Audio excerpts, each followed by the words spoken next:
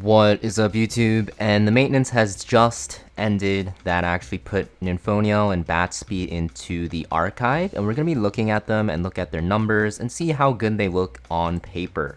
Now, of course, these are just numbers. We have to actually test them out, but let's actually look at Nymphonia first. I think she's the character that most people are looking forward to. When her banner does come out, I think people are going to pull for her first, and you're going to see that her base speed is at 122 right away, which is great. That's not the fastest in the game, but it's fast enough to be competitive in PvP, so that's a great first look. And now let's actually look at her skills. So her S1, it was that res up. It's actually a 2-turn buff, and it's a 40% F res up. The only thing is, it's a chance to apply res up. I don't know why it's a chance, but it's a 2-turn buff, which is great. Yeah, it doesn't really matter too much, honestly. Mostly gonna be for PvP, but okay. Then we have her S2. So her S2 is a 4-turn cooldown. It will basically redistribute health like Valerian does with their S3, and then it will heal all allies for 25% of their max health, which is a decent amount, and this is going to be very good for PvE content and also for PvP if you find yourself getting bursted. And then we have her S3, so this is the big skill, her ultimate ability, and you're going to see that this skill looks pretty good. It's going to be a 2-turn attack buff and a 1-turn immunity to everyone, and also a 2-turn Rhyme Bloom, which is a shield that scales with her own max HP, and the duration of these effects is increased for the main target. So I believe this will target the ally with the highest attack. So if you bring her into Rengokutsu and you just have her go before the boss, she will just put a huge shield onto the DPS. It'll be like at least like a 10k, 15k shield even. Probably like 10k honestly, because I don't think you're pushing 60k health. So like 10k HP shield for your DPS, which is great. And you give them a 3-turn attack buff, a 2-turn immunity, and also this super attack buff, because you'll see Rhyme Bloom also gives you another attack increase. This is going to make your runs a lot quicker, a lot more stable, and I think she's going to actually take the spot for Ling Luo in those teams that are running Kloss and Ling Luo.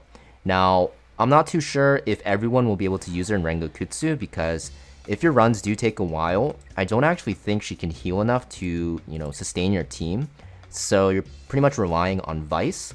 But if you do have a decent amount of gear on your DPS, and you're able to do like 2-minute runs right now, I think with her in your team, you'll probably be able to push that down to like 120, even 110, probably even faster, honestly, because attack buffs are just super OP. So we'll definitely have to test it out, and I'm gonna, of course, test her out in Rengokutsu, and also Aurora, because this looks amazing for PvE content. Now in PvP, I think it's also going to be very good for Cleave, because you get an attack buff with also like a better attack buff, and the immunity can be very good against, characters that can cut and disrupt you, right? And it's a 2-turn immunity, so it's very, very powerful. And you also get the shield, so, when you get countered by those bruisers, you won't accidentally get one-shot, right? So very good character. I think she'll be good in both PvP and PvE at first glance. Like I said, I'm going to test her out in both. In terms of lattice investment, I don't really think she needs lattice to be great in PvE, especially because you're going to pair her with another healer, right? In Rengokutsu, you pair her with Vice, and in Aurora, you'll still probably pair her with Ling Luo. You'll probably use her as like a buffer and like a healer. But you have to realize the effects that she gains from lattice looks pretty strong. So for example, for her S3, like she gets the highest attack boost at 40% at level 3. Before that, I don't know what it is, because we didn't actually see her release yet, but it's probably like 30% or 25. The shield doesn't really matter too much. The cooldown would be nice, but in PvE content, you can kind of get around this with something like Time Weave or even Halloween.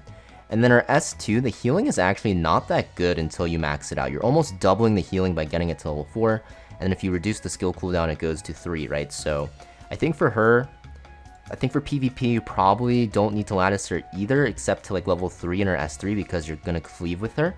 But for PvE content, I'm going to try her out with 0 lattice first and see how she does.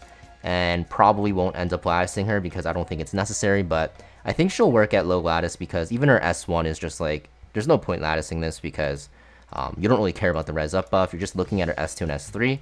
And honestly, I think she'll be fine without lattice, but we'll still have to test her out. Maybe we'll have to level 3 her S3 for the extra attack. Now let's look at Batsby. So Batsby is an interesting character. So as predicted, his S2 doesn't extend crowd control effects. This is an AoE attack that will extend debuffs if you crit. If this extended stuns, this would be super OP, but it doesn't. So we don't have to see Batsby Obel CC locks forever. And you're going to see the damage is okay, 330%, nothing crazy. The biggest thing is his passive. So it's a single target attack, applies wound, and his passive is that for every debuff, you get increased damage by 10%. And if you actually are fighting red bosses, you get 30%, and it stacks up to 6 times. So against regular bosses, you get 60% damage if you have 6 debuffs on the boss, which is very hard, honestly. And against, red bosses, you get up to 180%. So on paper, this sounds super OP for PvE because you get 180% damage, basically. And if you look at his S3, right, it's an AoE attack that does 390%, you inflict vulnerable, which also makes you do more damage. And every, time you crit, you get extra turn meter, right, for every unit you hit with a crit. But the thing is, you really have to stack debuffs before you make it work. And looking at his kit here, I'm pretty sure he'll S3 first on auto. So you're not going to really get that super hard hitting ability on his S3. I guess S2 hits pretty hard as well until you actually cycle again. So that's good and bad because you can apply the vulnerable before getting your big hit off, which will make you do 30% more damage. But you really rely on just having a ton of units around him. You're going to need claws for sure to apply defense down, speed down, and hacking progress. And then you'll have vulnerable from his S3, so that's 4 debuffs. And then you're going to need to find 2 more debuffs to get maximum damage, whether it be from dots and stuff like that. So I don't really think he's going to be that viable in like one-shot comps unless you heavily invest into him. Because, if you're using him as a damage dealer, you will need to actually get these modifiers up.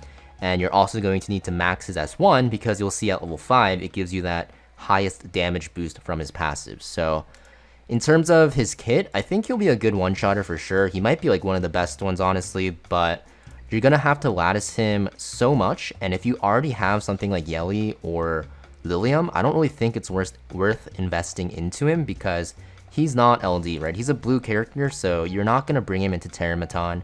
And even in Rengokutsu, if you get a bad element, if you're against green, you're just going to get like one shot. So it's going to be very hard to use him, I think, in Terramaton and Rengokutsu for consistency.